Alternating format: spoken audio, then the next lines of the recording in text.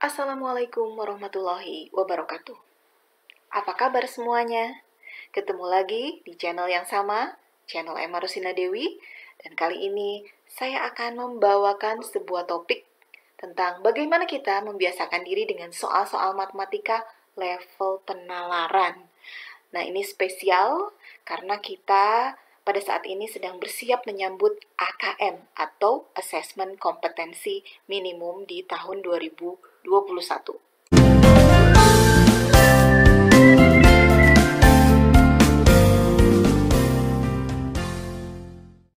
Oke, kita simak ya. Sebelum ke bentuk soal yang akan kita bahas bersama pada kesempatan kali ini, saya ingin menjelaskan terlebih dahulu mengenai dimensi proses kognitif. Karena tadi di awal kita singgung-singgung tentang penalaran, level penalaran itu yang seperti apa. Untuk dimensi proses kognitif ini terbagi menjadi 3 level kognitif. Ada level kognitif 1 yang ruang lingkupnya adalah pengetahuan dan pemahaman. Sedangkan untuk level kognitif 2 itu di aplikasi. Dan level tertinggi adalah level kognitif 3 atau kita kenal dengan level penalaran. Untuk level kognitif 1 ini merupakan kemampuan standar minimum siswa dalam menguasai materi pembelajaran. Pada level kognitif 1, ruang lingkupnya meliputi pengetahuan dan pemahaman. Nah, untuk aspek pengetahuannya, ini terkategori dalam LOTS atau Lower Order Thinking Skill. Sedangkan untuk yang aspek pemahamannya, maka termasuknya ke dalam MODS atau Middle Order Thinking Skill. Di level kognitif 2 atau mengaplikasikan, ini juga masuknya ke MODS.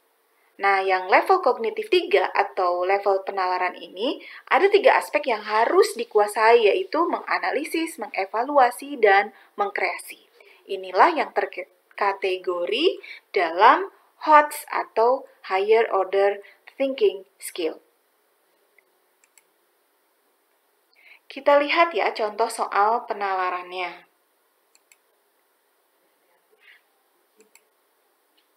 Untuk soal yang pertama, diberikan suatu informasi bahwa ada rumah 7 orang bersaudara yang dibuat berdekatan dengan jarak teratur sebagaimana diilustrasikan pada gambar segi 6 beraturan seperti yang tertera di sini.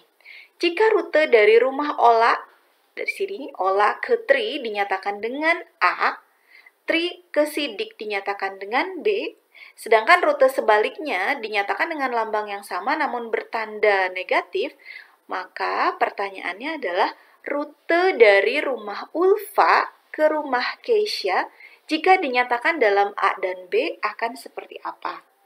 Di sini sudah ada pilihannya dari A sampai E. Kita coba bahas ya.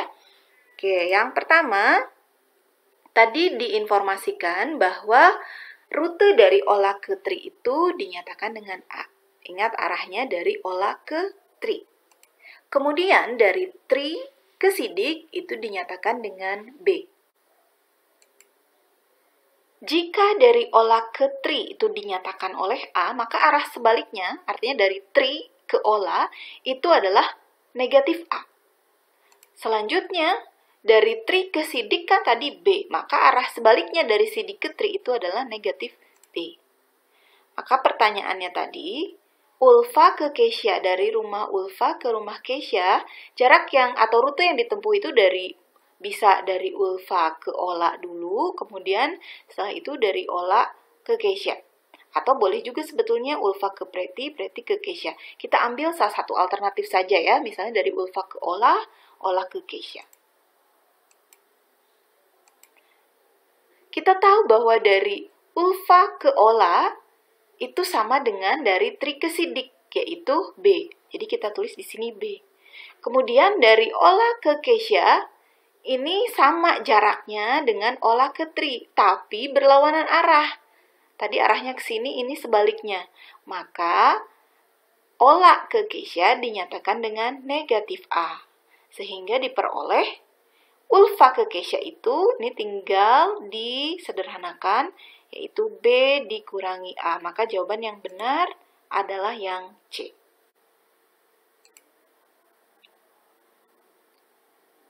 Di soal kedua, ini sedikit panjang ya, dan membutuhkan pemahaman serta konsentrasi yang tinggi juga.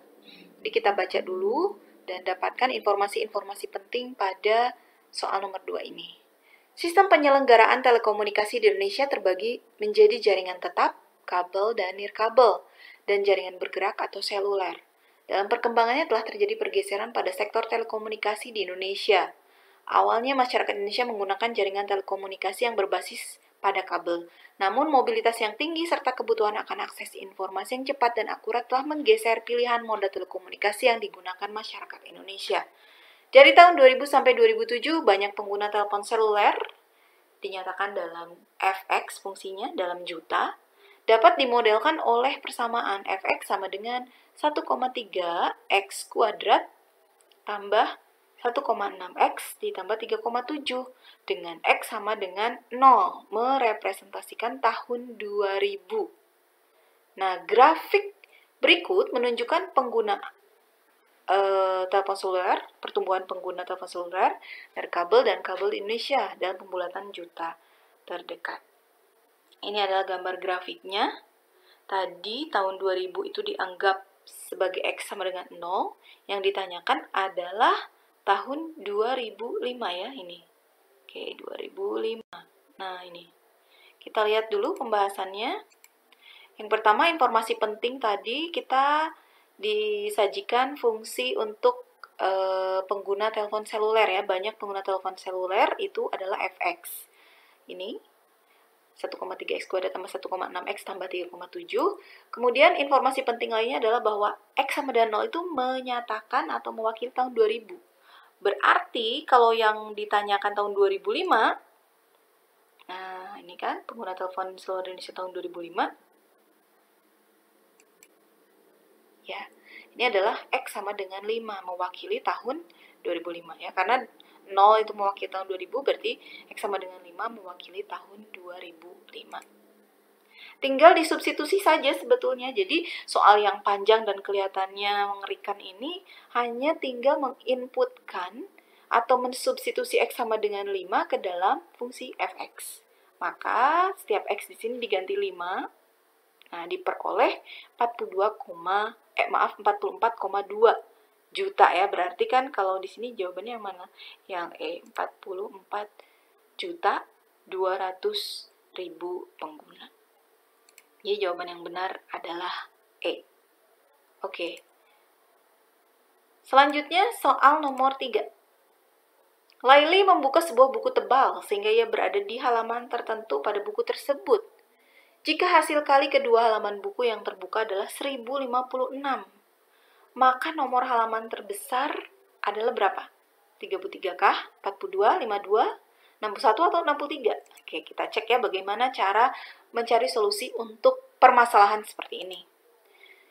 Ada dua cara. Yang pertama, saya akan gunakan cara yang pertama. Diketahui, nih, kita dengan memisalkan terlebih dahulu halaman awalnya. Misalkan halaman awal pada saat Laili membuka buku, itu adalah halaman yang paling kecilnya X. Maka halaman berikutnya adalah X tambah 1. Kan selisih tiap halaman itu 1. Kemudian di informasi soal, bahwa hasil kali kedua halaman tersebut yang sudah dibuka oleh Laili itu adalah 1056. Jadi kalau tadi kita memisahkan X dengan X plus 1, ya X dikali X plus 1 itu hasilnya adalah 1056. Yang ditanyakan halaman terbesarnya yaitu X ditambah 1. Oke, kita coba untuk menjawab. X kali X tambah 1 sama dengan 1056. Tinggal dikalikan X kali X kuadrat, X kali 1-nya X. Kemudian yang 1056 kita pindah ruas sama dengan 0 kan. Ini sudah mendapatkan persamaan kuadrat. Berarti kita tinggal mencari akar-akar persamaan kuadratnya. Ya. Nah, kita cari dua angka yang hasil kalinya 1056 berapa sih? 32 sama 33. sama dengan nolkan setiap faktor, maka diperoleh X-nya 32 dan X-nya sama dengan 33. Yang ditanyakan halaman terbesar loh, berarti yang 33. Jadi jawaban yang benar adalah yang A. Kita lihat kalau cara kedua seperti apa sih? Nah, kalau cara kedua, ini tinggal ngecek aja. Kan hasil kalinya 1056 tuh. Ini ada pilihan jawabannya. Sebetulnya ini lebih memudahkan kita mencari jawaban yang benar. Caranya tinggal kita bagi saja angka 1056 ini dengan angka-angka di sini. Mana yang menghasilkan bilangan bulat? Kita coba ya. Nah, 1056 dibagi 33, langsung ketemu 32. Dan ini selisihnya adalah 1. Kenapa harus 1 selisihnya? Karena tadi halamannya berurutan. Jadi udah langsung ketemu jawabannya yang A.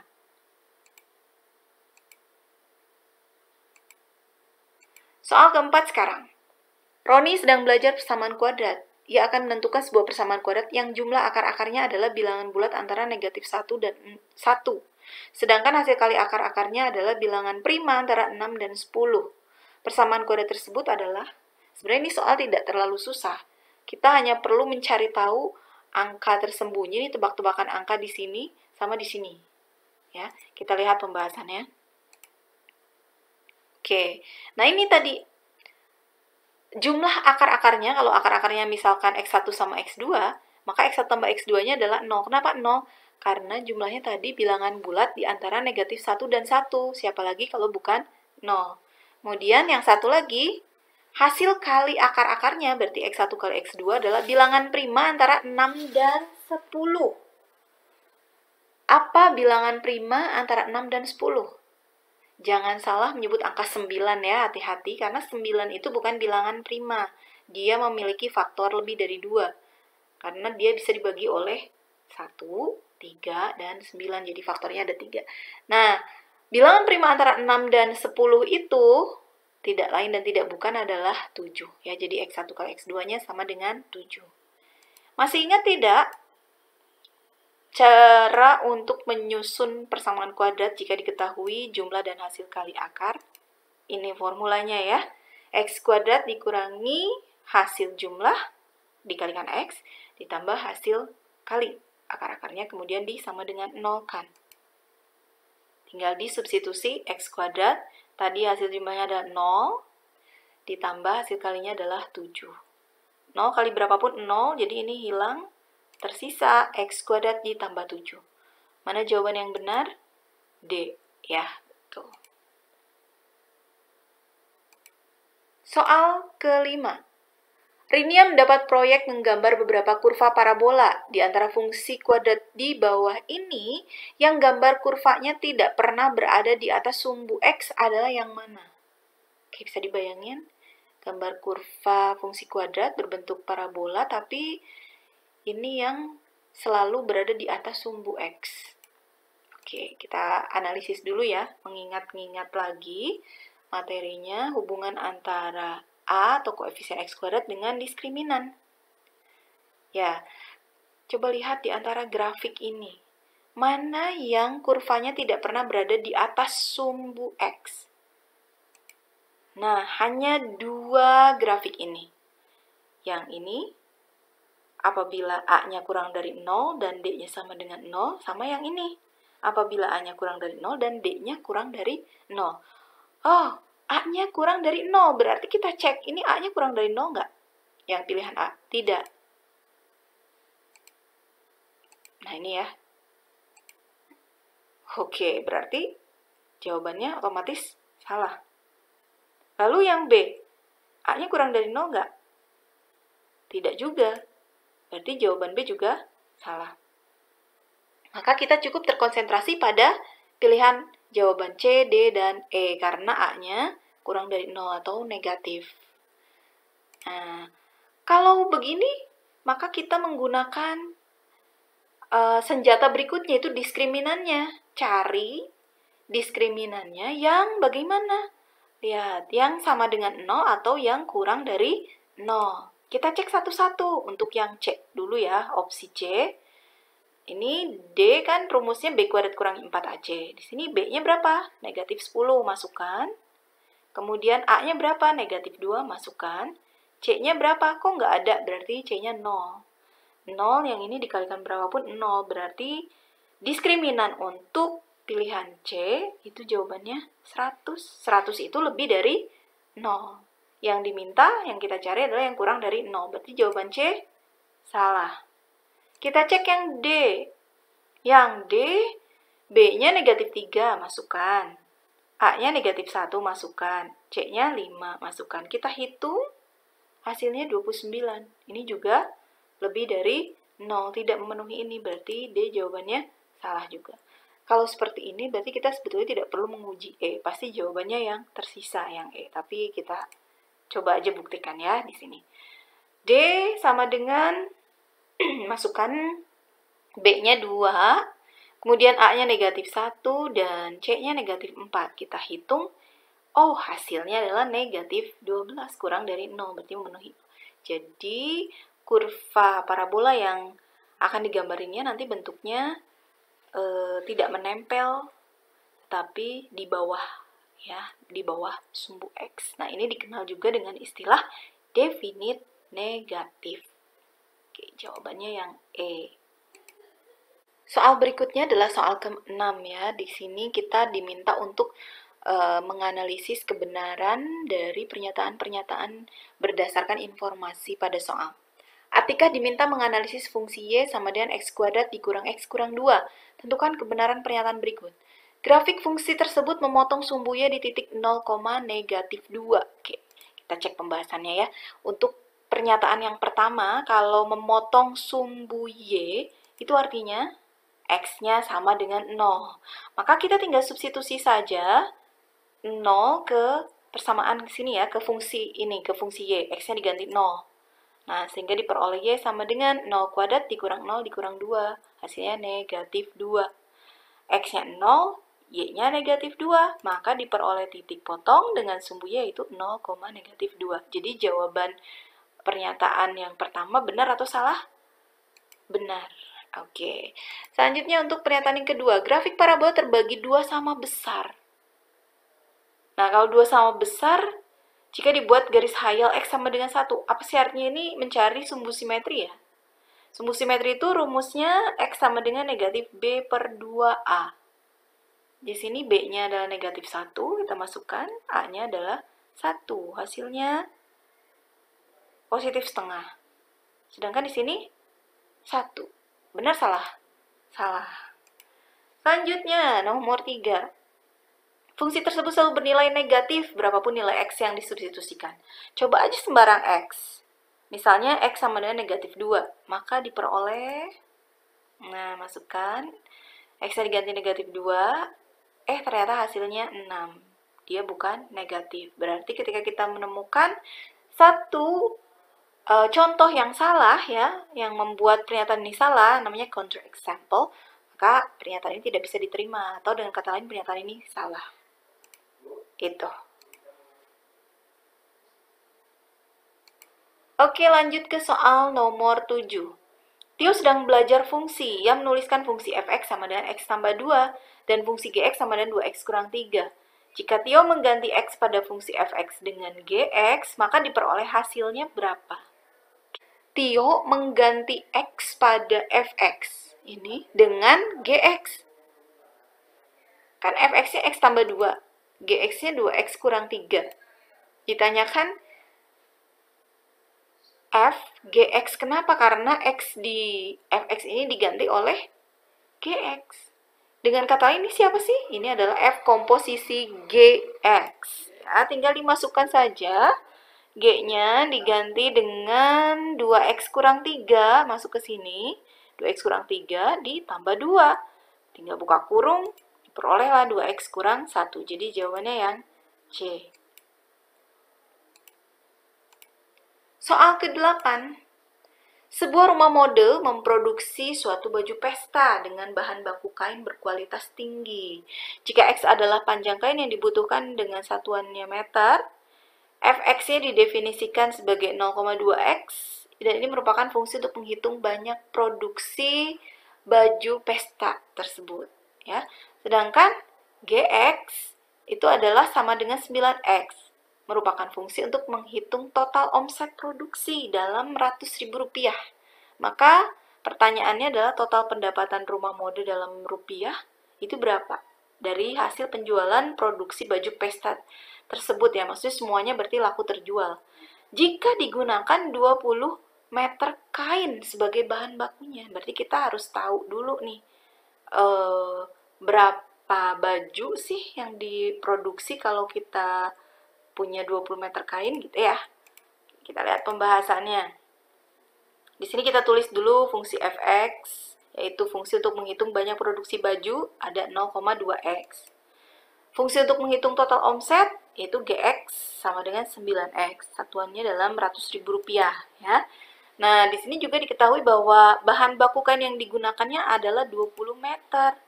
Ditanyakan total omsetnya berapa. Oke, kita hitung dengan cara pertama, karena ada dua cara nih.